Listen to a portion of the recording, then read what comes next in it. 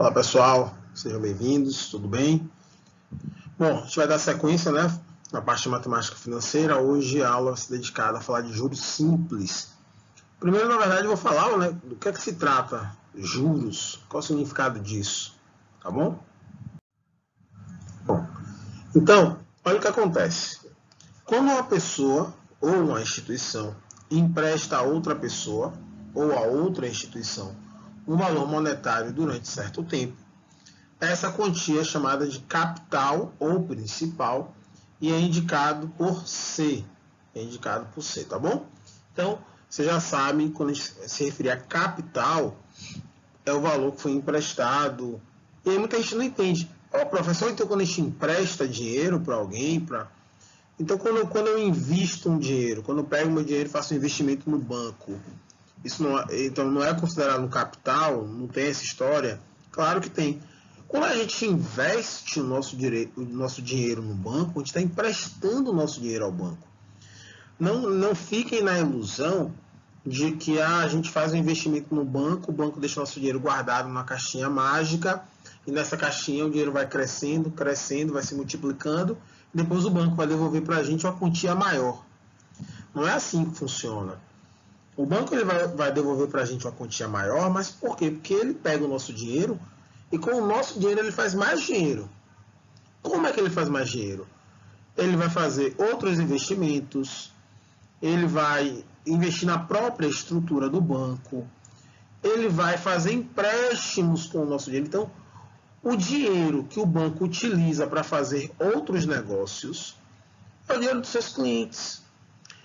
Mas então quer dizer que se todo mundo quiser pegar o seu dinheiro ao mesmo tempo, o banco vai quebrar?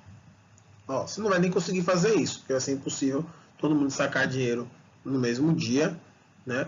E se vocês combinarem de fazer isso, vai ser um mega dia do assalto, porque todos os ladrões vão estar na rua de tanto dinheiro que vai estar circulando. Mas é claro que o banco ele tem uma reserva própria, tá? Uma instituição financeira, para ela ser reconhecida, para ela ter um nome, para ser importante no mercado, ela tem que ser uma empresa confiável, instituição confiável. Então, bancos como o Banco Santander, Banco Itaú, que são bancos privados, por exemplo, a gente sabe que são bancos difíceis de quebrar, por quê? Porque eles têm uma grande reserva financeira, além, obviamente, de terem muitos clientes, tá bom? A gente vai ter um momento para falar mais sobre tudo isso. Foi só para ilustrar que quando a gente deposita nosso dinheiro na poupança, por exemplo, isso é uma forma de empréstimo, a gente está emprestando nosso dinheiro ao banco, e em contrapartida, lá na frente, o banco vai nos pagar o que nós chamamos de juros, que é aqui, o valor que o emprestador cobra pelo uso do dinheiro é chamado de juros, indicado por J. Então, os juros, digamos assim, é uma maneira de compensar por eu ter te emprestado o dinheiro. Então, eu te empresto o dinheiro, mas eu digo, beleza, você vai usar meu dinheiro, você vai poder me devolver daqui a 1 mês, 2 meses, 3 meses, mas eu quero uma compensação por isso, tá? Então, isso é chamado juros. E os dois modelos mais utilizados hoje em dia no cálculo de juros, nós temos os juros simples, que é o que a gente vai falar na aula de hoje, e temos os juros compostos, que é o que a gente vai falar em outra videoaula. E os compostos, esse é o que realmente é mais utilizado no dia a dia. Juros simples tem algumas situações específicas que utilizam os juros simples, tá? Então, lembrem, os juros ele funciona como uma compensação pelo empréstimo do dinheiro. Então, eu emprestei meu dinheiro a um banco, eu emprestei meu dinheiro a uma outra pessoa, em contrapartida, essa pessoa, além de me devolver aquele valor, vai me pagar algo a mais, e esse a mais é o que nós chamamos de juros. A taxa de juros, que a gente vai indicar pela letra I, é expressa como porcentagem do capital. Ela representa os juros numa certa unidade de tempo, ou seja, você vai definir, quando você fizer lá o seu negócio, assinar o seu contrato para quem você estiver emprestando o seu dinheiro, você vai definir, estou te emprestando esse dinheiro, mas você vai ter que me pagar 10% de juros, 10% em cima do valor emprestado. Então, se você emprestou 1.000, a pessoa vai ter que te pagar 1.100, que são os mesmos R$ 1.000 do empréstimo, mais os 10% de juros. Então, a taxa, que a gente vai representar por I, tá bom? É sempre uma porcentagem em cima do capital. A soma do capital emprestado com juros é o que nós chamaremos de montante e vai ser indicado pela letra M. Então, montante é o total. Vamos botar no exemplo que eu falei? Emprestei 1.000, cobrei 10% de juros. Então, a pessoa vai me pagar os R$1.000 que eu emprestei a ela, mais R$100, que são os 10% de juros. Então, ao todo, essa pessoa vai me pagar R$1.100. Logo, esse é o meu montante. É o valor que eu recebi ao todo. É a soma do capital com os juros. Então, vamos lá, vamos falar como é que é feito o cálculo, né? Numa situação de longo prazo. Porque o exemplo que eu dei no slide anterior foi bem simples, né? Emprestei 100, cobrei 10% de juros, então a pessoa vai me pagar 1.100. Mas numa situação a longo prazo, né? Onde eu empreste 1.000 para a pessoa me pagar daqui a um ano, mas eu digo para ele assim, ó, você tem até um ano para me pagar. E eu vou te cobrar 5% de juros ao mês. Então, ou seja, quanto mais tempo a pessoa passar devendo, maior vai ser a dívida dela, porque vai ter que pagar mais juros. Que a taxa de juros, eu falei aqui, 5% ao mês. Então, a gente vai ver aqui como é que é feito esse cálculo quando nós falamos em juros simples. O cálculo dos juros simples é um, cálculo em juros compostos é outro. Então, é bom ficar atento à diferença. Então, o regime de capitalização simples ou de juros simples é o tipo de capitalização onde os juros gerados em cada período são sempre os mesmos. Tá? Então, os juros ele não vai variar. O que você vai pagar de juros no primeiro mês, por exemplo, é a mesma coisa que você iria pagar de juros no segundo, a mesma coisa que você vai pagar de juros no terceiro mês, no quarto mês e assim por diante. Então, não muda isso.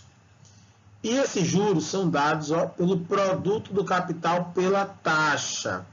Olha o esquema aqui. Qual que é o produto do capital pela taxa? Como é que eu calculo 10% de 1.000? 10% de 1.000 é 10%, que eu posso trabalhar na forma fracionária ou decimal, né? 10%, 10 centésimos, e o D vira vezes. Então, 10 centésimos vezes 1.000.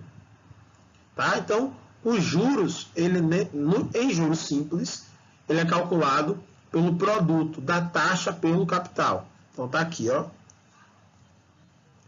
De 0 para 1, e aí aqui pode ser mês, pode ser anos, pode ser bimestres, semestres.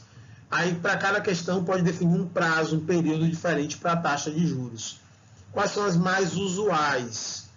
Dia, mês e ano. Né? Tanto por cento ao dia, tanto por cento ao mês, tantos por cento ao ano. São as mais utilizadas. Mas nada impede de você utilizar outros períodos, como quinzena, bimestre, trimestre, semestre e por aí vai, tá bom? Então, olha aqui, ó. Do começo, 0, foi o momento onde foi feito o empréstimo. Então, de 0 para 1, passou um período. Quanto de juros? C vezes I. Aqui já é os juros do primeiro mês, ou do primeiro período, melhor dizendo. Aí passou mais um mês, ou mais um período, melhor dizendo. Eu falo mês porque estou muito acostumado a fazer essa situação com cálculos mensais, então fica na cabeça. Mas aqui pode ser, repito, qualquer tipo de período, mês, ano, dia. Então, do primeiro para o segundo período.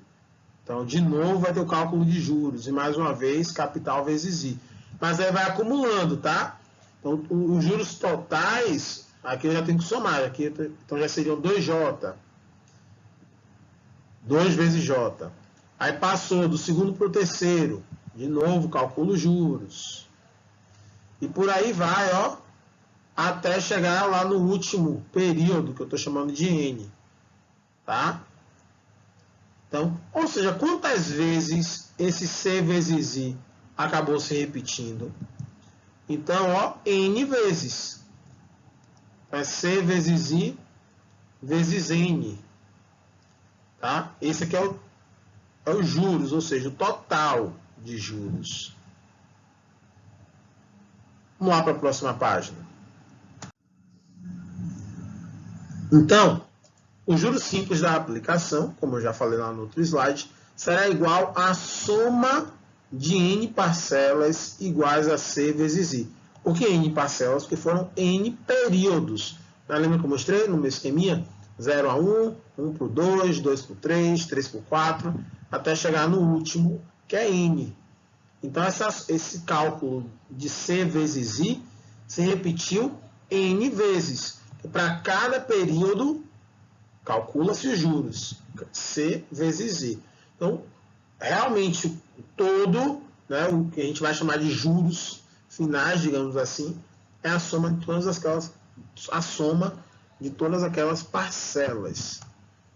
Então, está aqui o esqueminha, chegando na fórmula J igual a C vezes I vezes N. Vocês podem encontrar, galera, inclusive no nosso livro, em materiais de internet, ou até conversando com outras pessoas, C vezes I vezes T, tá bom? É a mesma coisa, tá? N ou T representa a mesma coisa, representa o período, tá? Quantidade de tempo, digamos assim. Então fica a seu critério, se quiser usar T, você usa, se quiser usar N, você usa, tá bom? Isso não vai influenciar, obviamente, em nenhum tipo de resultado. Sendo assim, o montante, o que é mesmo montante é o valor total. Porque o que nós vimos anteriormente foi só a fórmula para calcular os juros. Lembrando que é mesmo juros, prof. Juros é a compensação que eu ganho por emprestar meu dinheiro. Tá? Então, aquela fórmula J é igual a C vezes I vezes N, só calcula o a mais. É quanto eu vou ganhar a mais. Quanto eu vou ter que pagar a mais. Aquela fórmula calcula o a mais. E o total, o montante, é a soma do capital com os juros. Então, você pode usar aquela fórmula para calcular o valor dos juros. Ó, calcula primeiramente o valor dos juros. E depois você soma com o capital. Então, montante é igual a C mais J. Calcula primeiro J, depois soma com o capital. Ou de uma forma direta, utilizando a junção das duas fórmulas. Porque pense comigo, ó, juros é capital vezes I vezes N. Capital vezes taxa vezes período. Quantidade de períodos. O montante é capital mais juros. Então eu posso pegar isso daqui, ó, e isso daqui, e tentar juntar para formar uma fórmula só. Porque J não é C vezes I vezes N, então eu posso pegar o J e substituir aqui, ó. Fazer substituição. Então vai ficar como? M é igual a C, que é o capital, mais o J, que é isso aqui. E aí notem que eu tenho C e C. Duas parcelas com C. Logo, posso aplicar o fator comum em evidência e a fórmula vai ficar assim. Então, montante é igual a C vezes 1 mais I vezes N. Ou, como está aqui em cima, montante é capital mais juros, mas aí eu primeiro tenho que aplicar a fórmula de juros para depois somar com capital e achar o montante. O que é melhor, fica a seu critério. Eu, particularmente, prefiro trabalhar com a fórmula direta do montante, a menos que a questão não queira saber o montante, queira saber apenas os juros. Então, vai de cada questão. Prof, mas como é que eu vou saber se são juros simples ou juros compostos? Pergunta importante para você que fez essa pergunta aí em casa. Vai depender da questão. A questão vai te dizer isso. A questão vai informar se vai utilizar o regime de juros simples ou se vai utilizar o regime de juros compostos, tá? Uma coisa importantíssima, galera. A taxa e o período, que não importa se você vai usar N ou T, elas vão precisar estar na mesma unidade. O que eu quero dizer com isso? Às vezes a questão fala assim, considere uma taxa de 10% ao ano. E aí no texto fala, deixou o dinheiro investido durante 60 meses. Parou? Aí você pensa, não, parou. A taxa é ao ano, 10% ao ano. E a questão fala em 60 meses, são unidades diferentes, ano e mês. Aí você ajusta Opa, 60 meses equivale a 5 anos. Então, sua taxa está como anos, 10 anos. Então, você vai usar o período em anos. Então, você não vai usar 60, que são 60 meses. Você vai usar 5 anos, tá bom? Vamos a exemplos? Vamos ver como é que a gente resolve, como é que é cobrado, como é que a gente usa isso? Exemplo 1. Capital de R$ 530 foi aplicado a taxa de juros simples, olha a questão informando, de 3% ao mês. Qual o valor do montante após 5 meses? Então, a questão que é o montante. Então, eu já vou usar a fórmula de montante. O montante é igual a capital vezes 1 mais I vezes N. Vamos colocar aqui o que cada incógnita representa. M é o que a gente quer descobrir. Capital, R$ 530. Taxa, que é o I, 3%. E essa taxa, ou vocês vão usar na forma decimal ou na forma fracionária, viu, galera? Então, 0,03. Optei por trabalhar na forma decimal. Meu conselho é que trabalhem sempre na forma decimal, tá? Normalmente facilita. E N, quantidade de períodos, nesse caso 5, porque são 5 meses, tá bom? E aí eu não preciso me estressar, porque a taxa é 3% ao mês e o período já está em meses.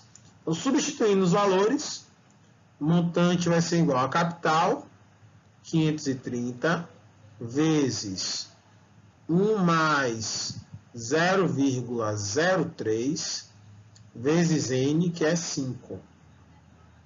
Então, M é igual a 530 vezes 1 mais 0,03 vezes 5, 0,15. Então, 530 vezes 1,15. E aí eu vou pegar aquela boa e velha amiga calculadora, tá bom? Para ganhar esse tempo aí na conta. Vou fazer aqui, deixa eu pegar rapidinho. Então, é 1,15 vezes 530. Nós vamos obter R$ 609,50. Então, a resposta, R$ 609,50. Claro que aqui foi uma questão direta, meramente para a gente aplicar a fórmula e ver como é que usa, tá bom? Vamos lá para outras situações. Um capital de R$ 600 aplicado à taxa de juros simples de 20% ao ano gerou um montante de R$ 1.080 depois de certo tempo. Qual foi esse tempo? Então, eu falei em montante, 1.080, capital 600, a taxa 20% ao ano. Assim a gente abrevia, tá, galera? Muito comum. AA ao ano, AM ao mês, AD ao dia. Colocando aqui como número decimal 0,2. E a questão que é o N, né? O número de períodos. Jogando na fórmula, vou escrever aqui, que a medida que a gente vai escrevendo ajuda a decorar. C vezes 1 mais IN. O montante, 1.080. Capital, 600. Vezes 1 mais I, que é 0,2, N. Então, esse 600, ó, ele está multiplicando. Você pode aplicar distributivo, que eu não acho muito produtivo nesse caso. No final das contas, não vai fazer muita diferença, sendo bem honesto a vocês. Mas, normalmente, ó, é melhor jogar logo ele para o outro lado, dividindo, tá bom? Aí aqui fica 1 mais 0,2N. Antes de fazer a divisão, simplifica um pouquinho, pelo menos, ó. Dá para tirar o zero, vou fazer aqui no cantinho. Aí ficou 108 sobre 60. Vai simplificando, mesmo que vai simplificando aos poucos, por 2, 54 e 30. Por 2 de novo, 27 com 15. Por 3, 9 quintos. Agora é só dividir, ó. 9 por 5, 1,8. 1,8 é igual a 1 mais 0,2N. 0,8 é igual a 0,2N. N é igual a 4. E aí se liguem, cuidado. 4Q, se a minha taxa é o ano, é ao ano, então esse 4 que eu encontrei são 4 anos. 4 anos. Tá? Então, ficar atento a isso aí. Sempre lembrar que o I e o N tem que andar juntos. Taxa e período na mesma unidade de tempo. 3. Se uma mercadoria cujo preço é de R$2.000 for paga em 6 meses, com taxa de 20% ao ano, quanto será pago de juros no sistema de juros simples? Quanto será pago de juros? Então, aí eu vou usar só a fórmula de juros. Juros é igual a capital vezes I, vezes taxa, né? Vezes N, que é o período. Bom, juros, que é o que a gente quer saber, capital R$2.000, taxa 20% ao ano, 0,2, 6 meses. E aí, ó, a taxa é anual. O período está em meses. O que é que 6 meses representa do ano? 6 meses é metade de um ano. Um meio do ano. Vou botar assim, um meio ano. Tá bom? Tá metade de um ano. Então, vou colocar aqui como um meio. Beleza, galera? Então, repito, vocês têm que fazer esse ajuste. Tá? Tem que fazer esse ajuste. Então, se a minha taxa anual... Opa, peraí. Minha taxa é anual. Então, meu tempo tem que estar em ano. Pô, mas são 6 meses. O que é que 6 meses tem a ver com o ano? 6 meses é a metade do ano. Um meio do ano. Então, meu N é um meio. Pronto. O J é igual, vou simplificar aqui, ó, como sou besta nem nada. Aqui fica 1. Aqui fica 1.000. 1.000 vezes 0,2. Isso vai dar 200.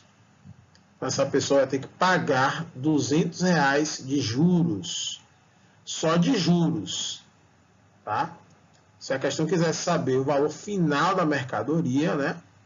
O valor final da mercadoria, R$2.200, que seria os 2.000 que ela já custava, mais os 200 de juros. Bem tranquilo, né? Vamos para o último exemplo aqui. Uma dívida de R$750 foi paga 8 meses depois de contraída e os juros pagos foram de R$60. Sabendo que o cálculo foi feito usando juros simples, qual foi a taxa de juros? Então agora a gente não sabe a taxa. A gente sabe o capital, R$750. Sabemos o valor dos juros, R$60. Sabemos o prazo, o N, foram 8 meses. E a gente não sabe a taxa. Mas eu vou usar a fórmula de juros. Ó, juros é igual a capital vezes taxa vezes período. Juros, 60. Capital, 750. Taxa, nós não sabemos. Prazo, período 8. Então, arrumando isso aqui, 60 é igual 750 vezes 8, vou fazer essa continha aqui, 8 vezes 0, 0, 8 vezes 5, 40, sobem 4, 8 vezes 7, 53, com 4, 60, então 6.000. 60 sobre 6.000, isso é igual ao I, tirar um zerinho aqui, ó, 6 sobre 600, que simplificando, 1 sobre 100. 1 sobre 100 é a mesma coisa que 1%. Então, a nossa taxa, resposta, 1%, só que aí 1% ao que, galera? Ora, se o N são 8 meses, então aqui é 1% ao mês. 1% ao mês. 1% AM. Beleza, galera? Então, juros simples é bem tranquilo. É a ideia de os juros eles permanecem um mês, né? São iguais em cada período. Ou seja, a sua dívida ela cresce de forma constante. Depois a gente vai ver que juros simples tem a ver com a função do primeiro grau. É a função do primeiro grau que fala nesse crescimento linear, né? Então, nesse caso aqui, a dívida aumentava R$1, 1% ao mês. Ou seja, 1% de 750 é 7,50, R$ 7,50. Ou seja, a cada mês a dívida dessa pessoa aumentava R$ 7,50. Então, um aumento linear. Ó, sempre aumentando ali R$ 7,50. Nós vamos ver que na ideia de juros compostos, na próxima videoaula, é que a dívida cresce muito mais rápido, porque a ideia de juros compostos, vocês já devem ter ouvido, é aquela ideia de juros sobre juros. Então, a sua dívida, ela cresce de uma maneira muito mais rápida. É o que a gente chama de crescimento exponencial. Enquanto no juros simples é uma função do primeiro grau, uma função linear, a gente vai ver que nos juros compostos é uma função exponencial. Tá bom, galera? Então, um beijo e até a videoaula sobre juros compostos. Eu já ia falar função exponencial. Beijo no coração, gente. Tchau, tchau.